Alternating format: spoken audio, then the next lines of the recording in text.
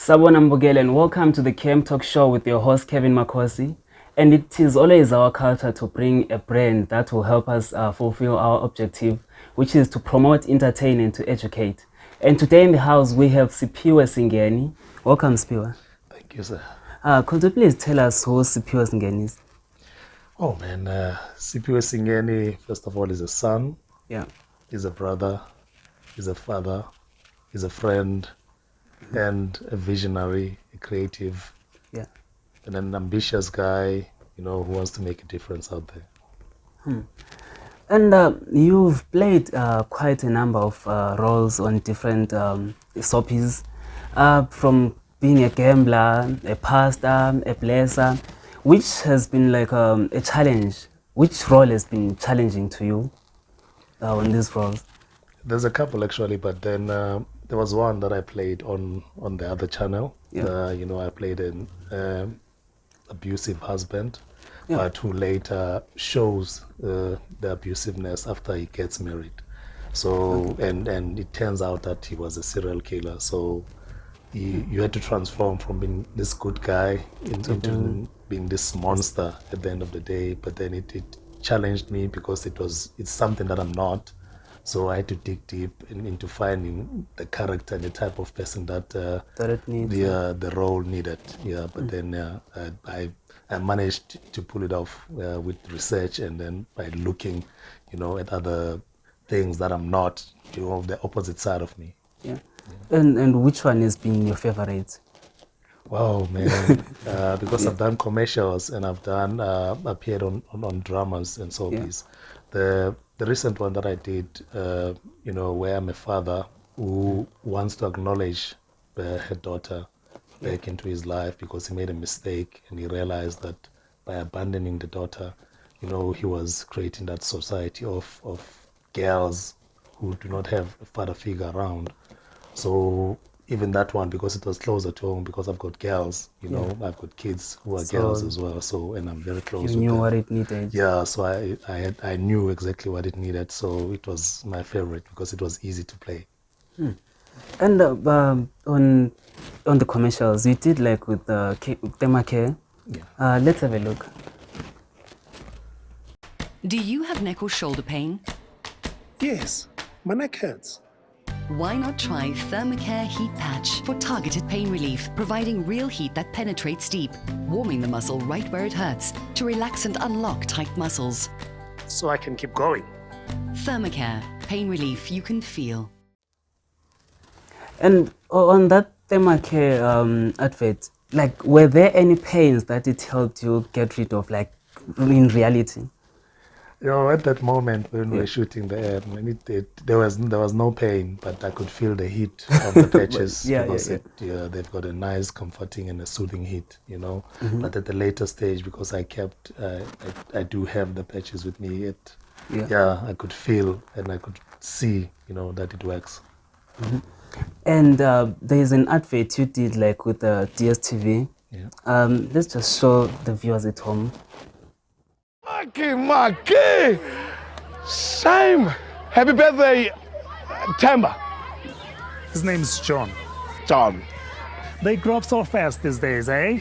After Ikeke, Nama party packs, I've organized a Popeye for the little rascals. I'm a Popeye.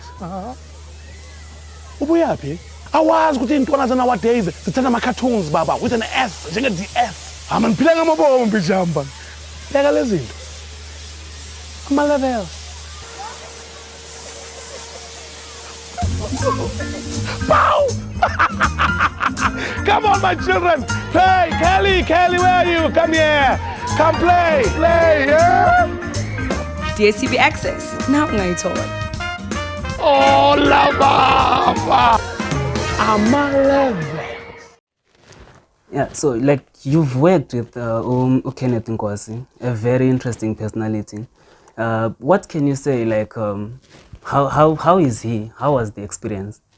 It was interesting for me to work with him, because you get to learn if you're on set with a seasoned actor and a versatile actor at that, because he does comedy, he does serious drama, He plays various roles and he does movies as well. Yeah, So true. you get to sit with someone like that, and then you seek advice, because that's the only moment that you'll be able to, get advice from him away, from the cameras and while you're shooting. So when we sat down maybe for breaks and stuff like that, and Yeah, true. I And go then to ask advice, because to improve myself as well from people who have already walked the been path like, that I'm taking. yeah, true. Yeah. Yeah, you seem to be like a man of many talents. Like there's this part where you are like a DJ. Yeah. Is it something you do like as a hobby or it's a profession as well? Tell us more about it. It started as a hobby, and because I've got a very close friend of mine, we used to collect music, even we still do. Yeah. So we had a whole lot of CDs, and sometimes we used to listen to various genres of music. So, but we mostly at that time, we used to listen to mostly Afro soul, which was Afro pop, and then Yeah. later I transitioned into R&B and soul, which we still do listen to. But then it started as a hobby, but then I saw an opportunity to make money out of it. Yeah. Then I decided to pursue it, because I go with it. left a paying job at one of the retail stores to pursue that. And yeah, I did very well, which I still do, and love playing music. It's a passion, uh, that I have of music and different styles of music, but I'm more based into soul, Into R&B, soul. Afro soul, and Afro pop. And what would you say is the secret to staying relevant in the entertainment industry? Might it be like in music, in acting, like just everywhere? What's that secret? Personally, I believe is to stay humble, Yeah. keep your head down, and listen. you know, because a lot of people don't listen. Yeah, If you true. are that good, whether you are talented or you're passionate about something, you don't listen to advice, you don't seek advice, and you don't stay humble. Some people become arrogant. Some, you know, don't look at the people who put them there, or followers or supporters at the moment. Have time for supporters, because I saw that when I'm doing ads, and then kids recognize me or people out there recognize me. So sometimes they would find you not in a good mood, but Yeah. you have to stop, greet them, speak to them. It's just to listen to the people So who are people. supporting you, and stay humble as possible and listen. And if there is something like they say that doesn't sit well with you, like critics, how do act, or how do you go along? Yeah, in the industry that I'm at, people will either make you or break you. Yeah. But then it's either you learn from your mistakes, and then if there's a critic, obviously that means there's something that you're not doing that is right. It's either you're gonna take something from that and then improve, or learn from it. As I say, you have to learn and you listen. Yeah. Because it's either the critic might be right, then and you have to look at it and then make an introspection that what is it that I'm doing wrong, that I'm being critic on, and then you improve on that, and you try to make it better, or you come out of the situation even having learned that I did this, I don't have to repeat the very same The thing very going same thing. forward. Yeah. Ah, okay. So tell us about the S1 events and management and stuff. Like, Oh what is man. it? Yeah. Hey, when you ask me about that, man, Yeah. it's yeah, that's my baby basically. Started as one because I had a vision. As a creative, I wanted to do events, Yeah. lifestyle, life-changing events, the events part of it, and because as an artist, I thought, let me open an artist management company so that I can be able to take the kids away from the street who wants to be on TV, who want to break into the industry, and then just give them one foot into the door so that The they can be able platform. to fulfill their dreams. Yeah. Okay. And what has been like the challenges so Uh, far? Mostly it's financial, man, because when you're starting a business from scratch and you don't have financial backing, It becomes that hard. yeah, becomes a challenge. But as years goes on, you find ways Yeah. to improve, you find ways to get finance, Yeah. you find ways to raise money to run the business. But then at times it becomes difficult, at times it becomes easier. And with the artists, you have to find talent, you have to find passionate people, dedicated people you can be able to manage. But at the moment, what I'm looking at is to find people who are already established so that I can manage someone who is easy to manage, who has a direction and a vision of their craft, be it a musician, be it a DJ, be it an actor, an actress, or a model at that. So that's what I'm looking at. So those are the qualities that you're looking at the moment. Yeah, someone with passion, then someone with talent, because there's people who are passionate about doing something and yet they're not talented, but because there's passion and dedication and they have the drive to do what they really want to do, then you find people who are very talented, extremely talented, then it makes it easier for you to do that. Okay, so you drive them to the right direction. Yeah, that's what I'm trying to do, getting them auditions and sending them for, if there's a role that requires the type of person that I manage, I try to do that. But as I said, I'm looking at people who are already in the industry at the moment, so that I can be able to manage and, handle the schedule and then negotiate on their behalf. But then I'm going to go back into getting new talent, raw talent, so that I can be able to to push as we go up as well. We try to lift up others who do not know how to do it. So given the platform to choose, what would you go with between shooting commercials and shooting soapies? A bit of both, because commercials is more of emotion and it's it's very short and it's for that moment you get in and out of the role that you're playing in a commercial, and it's more fun depending on the type of commercial that you're doing. But when it comes to a drama, a soapy, or a role that it requires you to tap into an emotion, it's very challenging and interesting, because you get into someone else's shoes. You become that lawyer that you are not. You become that doctor that you are not. You become when it comes to being a dad, then it's easier if you are a dad. But then if you're on different roles where it's a professional role that you know nothing about the language that they're using and the character that you're portraying, what road or what emotions are they going to go through or are they going through, it's very interesting, and you have a script to follow and you've got someone alongside you working with you. So that is very interesting. I would prefer to do more mainstream acting, because it challenges you into go in and out of character and into different emotions. So I learned that you are a brand owner. Tell us about your brands. Yeah, man, that's one of the things that I do, man. I've got 2 brands. Yeah. I started with the one from where I come from, which is in Makhosi. I did caps and then moved into t-shirts, and then I did hoodies and sweaters. But then I looked at it, I said it is confined into that area, Then I came out with a young man who did a logo for me that is called Halfback Squared. So when I gave him the vision and when I thought about it, I said I need an urban streetwear brand that can be worn, whether it's winter, summer, spring, So I came up with the logo with the man with the umbrella, So I said, this you can put it on, whether it's raining, shining, spring, summer, and it's a lifestyle brand that even the younger people can be able to relate to.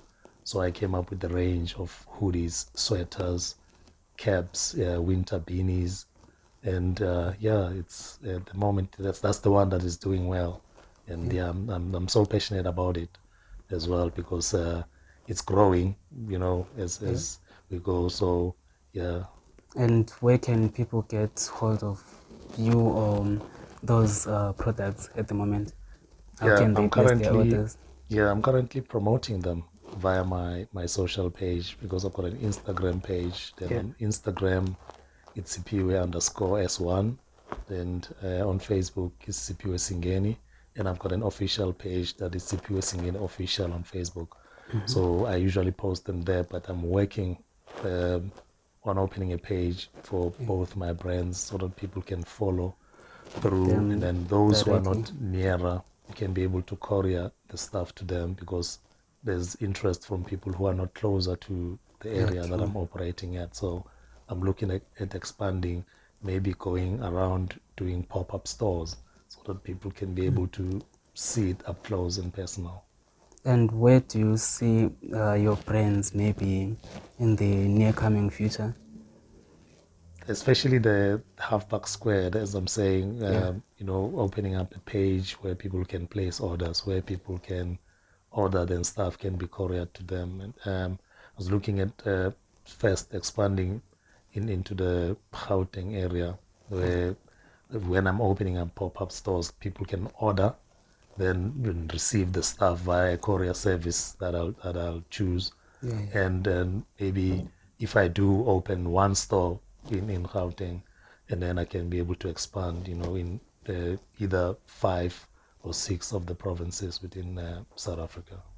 All right.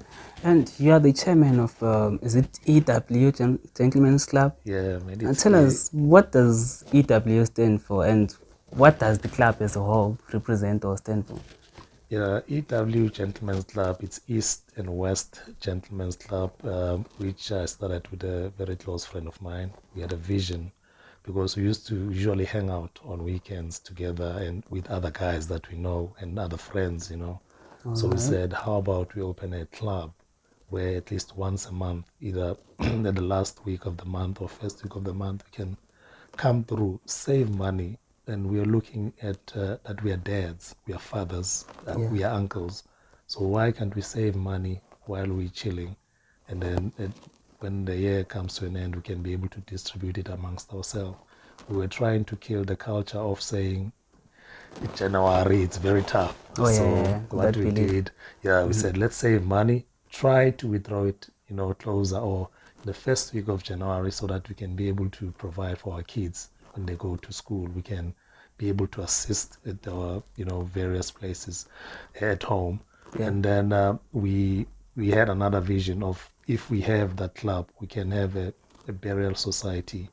And again, we can be able to change the mindset of men because men were labeled as dogs. Men were labeled as, people who do not have responsibility. So we said, why can't we come through? And again, we wanted us, if it's a group of men together, if we've got problems, be it personal, be it at work, we can be able to discuss talk amongst ourselves because we at times we invite speakers who come through, give motivation, be it family, be it financial, be it emotional as a man, because we grew up in a society where they say men don't cry. But at the end of the day, you bottle up stuff, hence we're having a high suicidal rate of men maybe killing themselves or their spouses. So we wanted to change that. Hence, lately we're saying it's men, 21st century men making a difference. That's EW Gentlemen's Club, man, because as gentlemen, we have to uphold our own within the society, try to show the positive side of men, because we've got a lovely uniform that we wear with pride, we respect it, and there's mutual respect among the group of men that I chair, because we come from different backgrounds, but then when we come together as a collective, that's where we see that we are the same as men, yes, when it comes to that. But then how we handle issues at home and how we handle the problems is different. But if you speak to someone within the group or you get advice, that is going to change your life. That's what we're going to do, because we've got young men as well who grow up, who coming after us, that we want to groom and we want to show the positive side of life. As tough as it is, but then we want to show the positivity out there. It seems like is it brotherhood, or you are a family? Yeah, that's a brotherhood. Yes. Like you are doing a lot of things like at the moment, like, or should I say in general, how do you balance your time?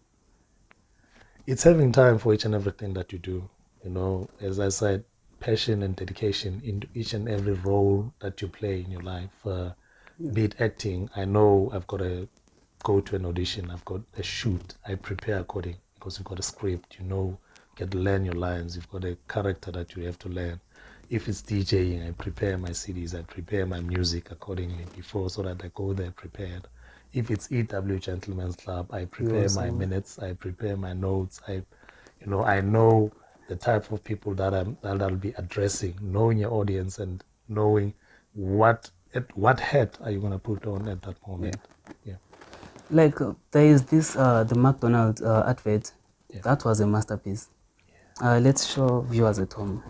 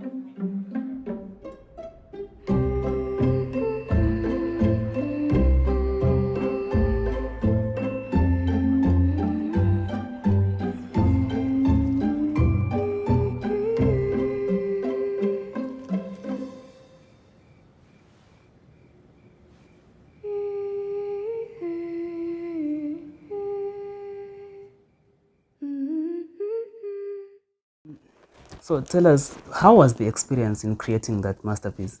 Oh man, when I was shooting that ad, I was going through a difficult time personally, But then I think it brought out the best of me. And again, because I'm doing it with girls, which as I've already alluded, that I've got girl children, it was easy, and it works if the kids that you're working with, you have a connection as well. So it was easier for me because I believe generally I've got a very good connection with kids. It was much easier because I've got girls, as well. So I could relate, and the fact that the character that I was playing has moved out of the house, but is constantly going back since the child is 6 to collect her, take her out, not dropping the ball as a father. You draw your child into you as a man, especially because you don't want the girl who's got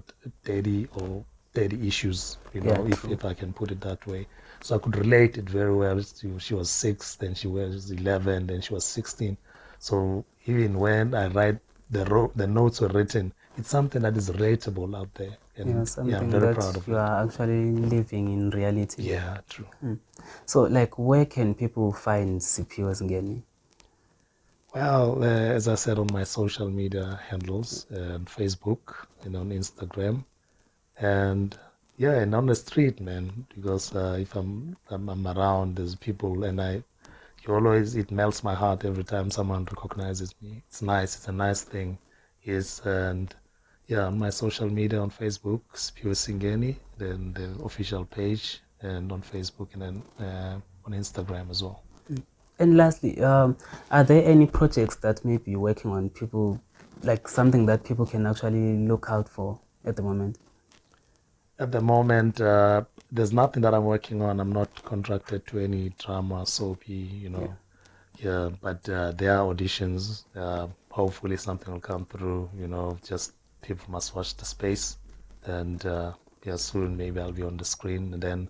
But at the moment, I'm pushing my brand, Halfback Squared, so that it goes out there so people can know about it.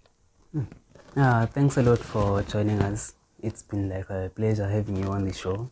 Thank you for inviting me. We hope that next time when something comes out again, we'll invite you and have you on the show. Thank you. It will be a pleasure.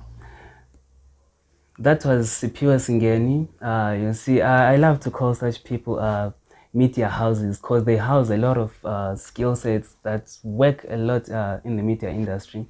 And make sure to check us on all social media platforms from Twitter, Instagram, Facebook as the KM Talkshow. Make sure to subscribe on YouTube, like, share, and we grow together. Until we meet next time.